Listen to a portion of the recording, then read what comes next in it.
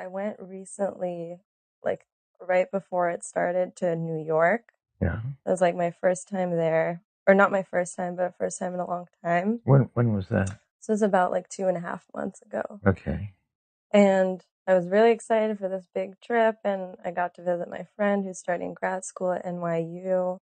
And for some reason, we were walking down the street, and out of nowhere, I got like this feeling of anxiety in my stomach. And I was like, oh, this is really weird. Like, I haven't felt anxiety in years. Like, wonder what it's coming from. I hope it doesn't come. Like, all the typical thoughts that come with anxiety. Yeah. So that was pretty... So out of nowhere, you just suddenly were Yeah, and then I tried to anxiety. dive into it later. For some reason, it made me feel very anxious and insignificant, and just like, wow, there's so many, like, why does it matter if I sit on this bench or if I don't sit on this bench, or why does it matter if I wear these shoes or other shoes, or if I say this thing or not this thing? So that's kind of where it started growing. And then it started growing more into like more existential thoughts of like, who am I even, or like, why are we even here, or like, what's the point of anything? At this point, as a therapist, I feel a bit bewildered. One thing I know for certain is that this sudden attack of existential angst does not come out of nowhere.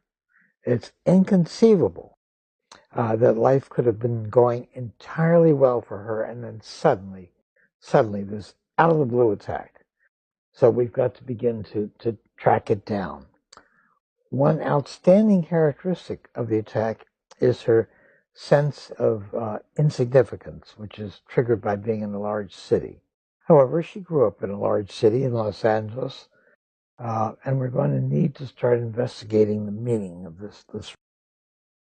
As I start to try to take some history from you in our first sessions, there was this puzzle that you had been extremely happy in your life. You had had a very good life, and nothing bad had ever happened to you. So that was the way I got. But that's how I would agree with all of that stuff. You'd agree.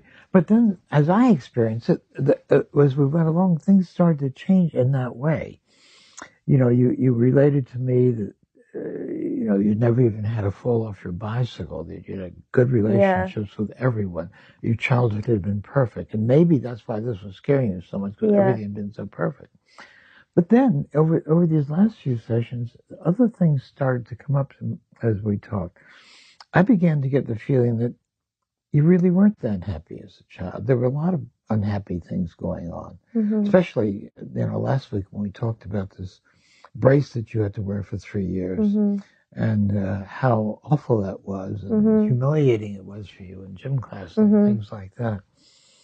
And then we haven't explored this in greater depth, but also that things were not always very happy at home. Your mother was a pretty unhappy woman, and she was pretty restrictive.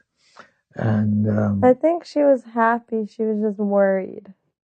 I don't know if she's always unhappy worrying is the word. if she hears a rustling outside in the yard and thinks that somebody's going to be dead, this sounds like that she is not. But she isn't really. It's weird to me because like she really does worry a lot, but I would never in my life think of her as unhappy because she's so happy. Yeah. But she's worried.